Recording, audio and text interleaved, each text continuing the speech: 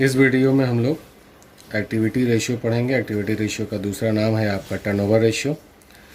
इसमें देखिए 4 आपको रेशियोज़ आपको पढ़ने होंगे। पहला रेशियो जो होगा वो इन्वेंट्री टर्नओवर रेशियो, या आप उसे कह सकते हैं स्टॉक टर्नओवर रेशियो। इसका फॉर्मूला है cost of RFO upon average stock. Cost of RFO को मैं आगे एक्सप्लेन करूँगा, ठीक है। इसके बाद आपका दूसरा जो फॉर्मूला है वो आपको पढ़ना है ट्रेड रिसीवेबल टर्नओवर रेशियो, और you can say debtors turnover ratio. इसका फॉर्मूला है नेट क्रेडिट सेल्स, और यू कैन से net credit revenue from operation upon average trade receivable. ये सारे कंटेंट हम आपको एक एक करके एक्सप्लेन करेंगे। इसके बाद है ट्रेड पेबल टर्नओवर रेशियो और क्रेडिटर्स टर्नओवर रेशियो, जिसका फार्मूला बनता है आपका net credit purchases upon average trade payable. इसके बाद है आपका working capital turnover ratio. Working capital turnover ratio जो है उसका फार्मूला है net RFO upon net working capital. इसके सभी आइटम्स फार्मूले में जितने भी चीज़ों को मैंने कहा उसको मैं एक एक करके आपको एक्सप्लेन करूँगा। सबसे पहले मैं आपको इन्वेंट्री और स्टॉक टर्नओवर रेशियो को एक्सप्लेन करूंगा, जिसमें कॉस्ट ऑफ आरएफओ और एवरेज स्टॉक है। इन दोनों टर्म्स को हम लोग पहले एक्सप्लेन करेंगे।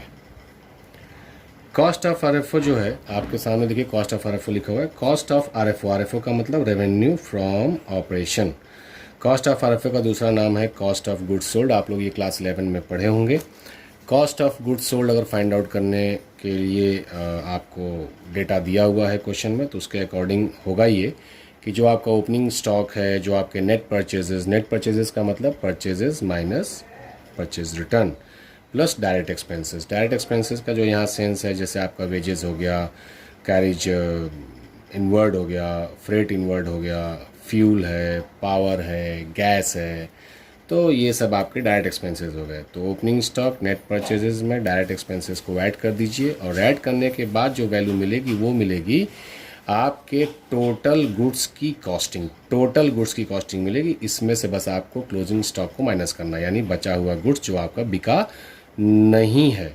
तो जो भी आपके पास टोटल गुड्स अवेलेबल है उसकी जो कॉस्टिंग है, उस कॉस्टिंग में से क्लोजिंग स्टॉक को आप माइनस कर देंगे, तो जो गुड्स आपके पास बचा हुआ निकल कर आएगा वो है cost of goods sold. Cost याद रखिएगा इस बात का। और आगे देखिए, कॉस्ट ऑफ आरएफओ को फाइंड आउट करने का एक दूसरा तरीका भी है। क्वेश्चंस में देख लेने होते हैं कि किस तरह के डेटा अवेलेबल है। जो डेटा अवेलेबल है उसके अकॉर्डिंग फार्मूला लगेगा।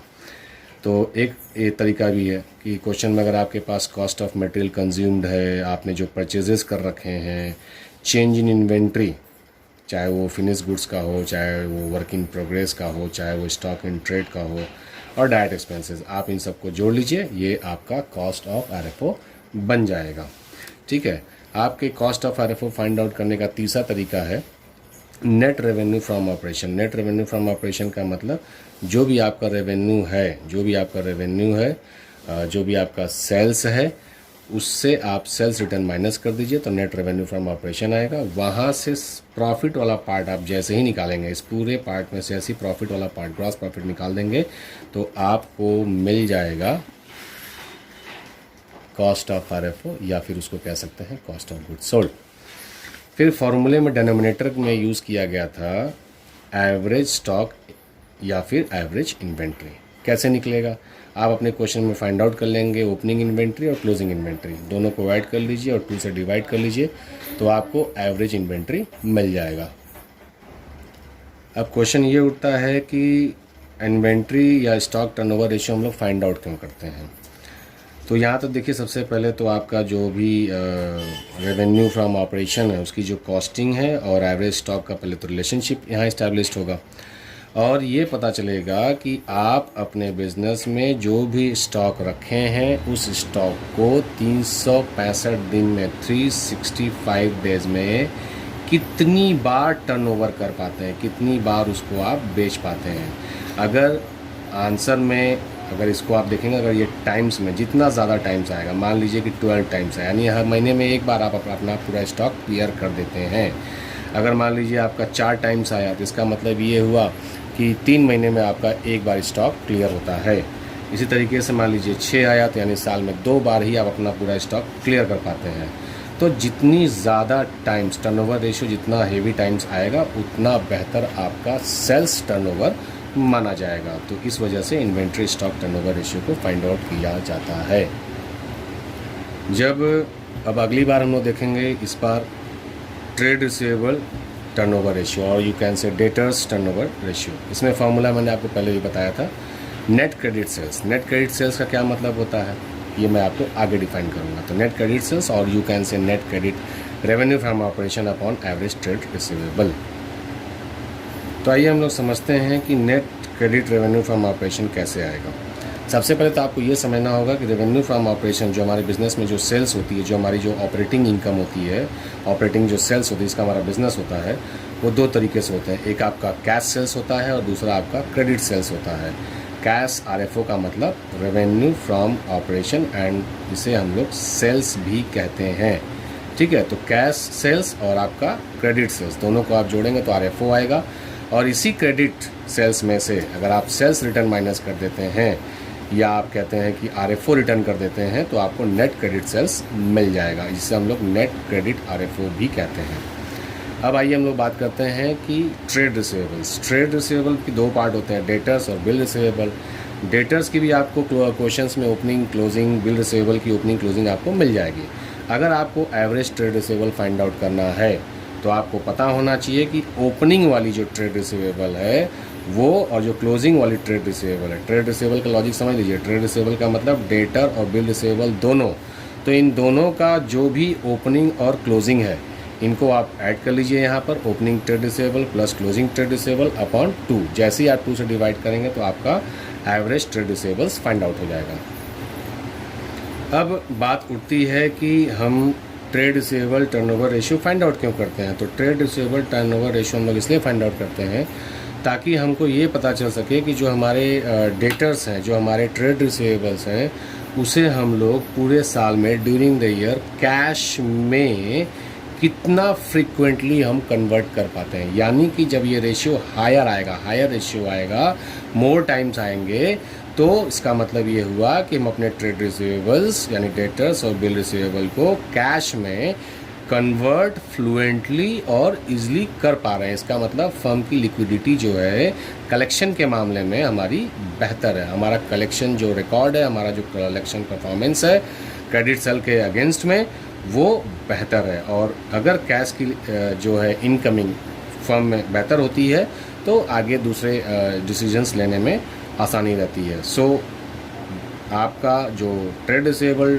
टर्नओवर रेशियो है, इसकी जो टर्नओवर है, इसका जो टाइम्स है वो थोड़ा हायर होना चाहिए, जो ये कंफर्म करता है कि आपके फर्म या आपके कंपनी में कैश का इनकमिंग, कैश का कलेक्शन, कैश की रिकवरी कितनी बेहतर है।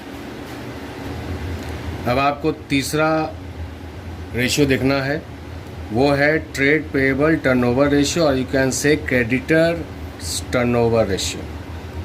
फॉर्मूला क्या बनेगा, नेट क्रेडिट परचेस।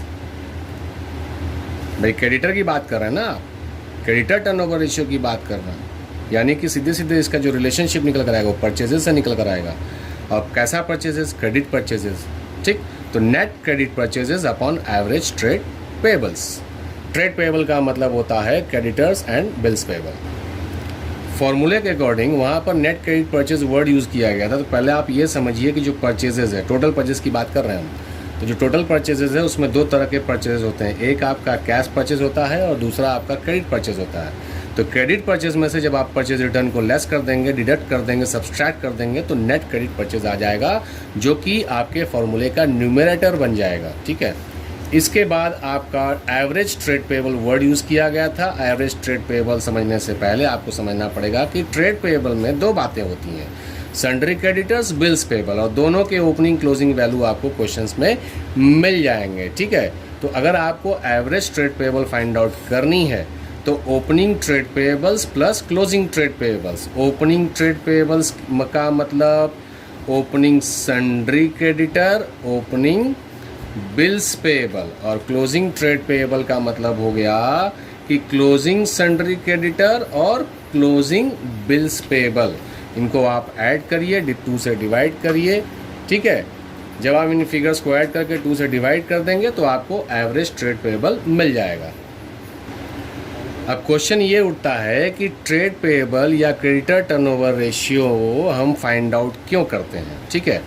तो इसको फाइंड आउट करने के पीछे जो कारण होता है वो कारण ये होता है कि आप अपने क्रेडिटर्स को कितना फ्रिक्वेंटली आप पेमेंट करते हैं। अगर हायर रेशियो आता है इसका मतलब ये हुआ कि आप अपने क्रेडिटर्स को फ्रिक्वेंटली फटाफट पेमेंट करते हैं और आप अपनी मार्केट में एक क्रेडिट वर्दीनेस बनाए हुए हैं, जिसकी वजह से आपको गुड्स जब भी क्रेडिट में चाहिए होती है, रॉ मटेरियल्स जो भी चाहिए होती है, रॉ मटेरियल्स वगैरह, वो आपको अपने क्रेडिटर से फटाफट मिल जाता है। तो अगर आपके net credit purchase upon average trade payable का जो रेशियो है, यानी कि क्रेडिटर्स टर्नओवर रेशियो जो आपको आएगा, अगर हायर है तो मार्केट में आपकी जो लायबिलिटी है, आप अपने क्रेडिटर्स की लायबिलिटी फटाफट पेमेंट करते हैं और आपका क्रेडिट वर्दीनेस बेहतर बना हुआ है। जो चौथा एक्टिविटी रेशियो आपको देखनी है वो है आपका working capital turnover ratio. Working capital turnover ratio यानी कि नेट आरएफओ का यहाँ सेंस कैश आरएफओ और क्रेडिट आरएफओ दोनों है, ठीक है। टोटल आरएफओ की बात की, टोटल में से सेल्स रिटर्न माइनस हो गया है, net RFO upon net working capital. ऐसा करने पे आपका वर्किंग कैपिटल टर्नओवर रेशियो आएगा। अब आप ये समझिए कि नेट आरएफओ का सेंस क्या है, cash RFO plus credit RFO. RFO का means revenue from operation means sales, तो cash sales plus credit sales, ठीक है। आरएफओ यानी revenue from operation minus RFO return यानी कि सेल्स रिटर्न। जैसे ही ये चीज़ आप करेंगे तुरंत आपको नेट आरएफओ फाइंड आउट हो जाएगा। तो न्यूमरेटर में आप नेट आरएफओ डाल दीजिए और डिनोमिनेटर में आपका नेट वर्किंग कैपिटल आ जाएगा। नेट वर्किंग कैपिटल या वर्किंग कैपिटल दोनों सेम वर्ड ही माना जाता है कई सिचुएशंस में। तो करंट एसेट्स में से करंट लायबिलिटी घटा दीजिए, आपका वर्किंग कैपिटल आ जाएगा। उसी वर्किंग कैपिटल को आप नेट वर्किंग कैपिटल कहेंगे और ये आपके फॉर्मूले का डिनोमिनेटर हो जाएगा। अब देखिए मैटर आता है कि वर्किंग कैपिटल टर्नओवर रेशियो हम लोग फाइंड करते क्यों हैं। तो working capital turnover ratio find out करने के पीछे का रीज़न ये है कि जो आपका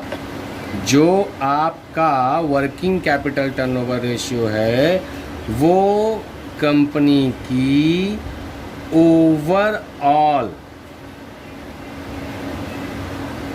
करंट एसेट्स का पोजीशन और उसके टर्नओवर का पता लगाता है, जबकि इन्वेंट्री टर्नओवर रेशियो सिर्फ स्टॉक के टर्नओवर का जो है आपको रिजल्ट देता है। So working capital turnover ratio is much better than inventory turnover ratio. Inventory turnover ratio याद आ रहा है कौन सा था, ये देखिए पहला वाला आपका इन्वेंट्री टर्नओवर रेशियो, जिसमें cost of RFO upon average stock किया गया था। वर्किंग कैपिटल टर्नओवर रेशियो आपके वर्किंग कैपिटल का ओवरऑल ऑब्जेक्टिव, ओवरऑल लिक्विडिटी को जो है, ओवरऑल एक्टिविटी, ओवरऑल टर्नओवर को बेटर रिप्रेजेंटेशन देता है in comparison to inventory turnover ratio.